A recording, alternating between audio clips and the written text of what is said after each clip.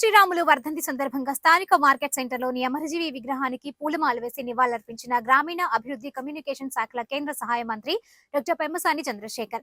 పట్టుదలకు పోరాటానికి ప్రతిరూపం పొట్టి శ్రీరాములు. దళితుల్ని దేవాలయాల్లోకి రానివ్వని రోజులో మొదటి పోరాటాన్ని ప్రారంభించిన నాయకులు పొట్టి శ్రీరాములు.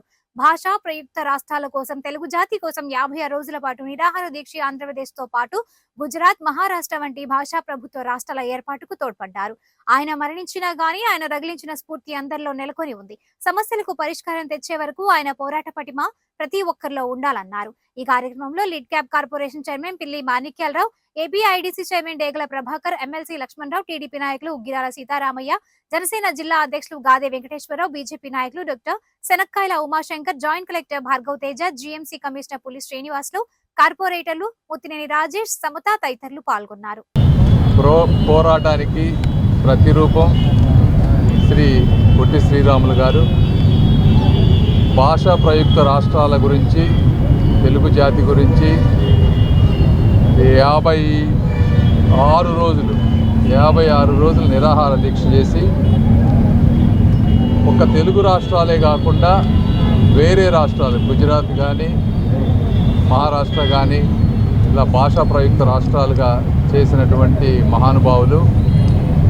ఇదే కాకుండా హరిజనులు దేవాలయాల్లోకి రానివ్వనటువంటి రోజుల్లో వారిని రానివ్వాలి అనేటువంటి మొదటిసారిగా ఉద్యమాన్ని మద్రాస్ ప్రెసిడెన్సీలో చేసినటువంటి గొప్ప వ్యక్తి.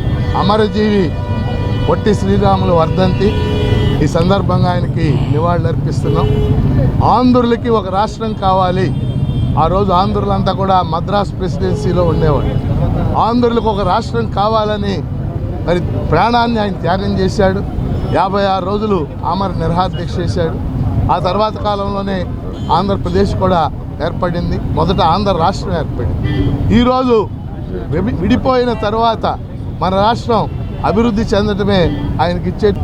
పొట్టి శ్రీరాములు గారికి శ్రద్ధాంజలి ఘటిస్తూ, మహనీయులు భౌతికంగా మన మధ్యన ఉండరు కానీ మానసికంగా బతికే ఉంటారు మనలో.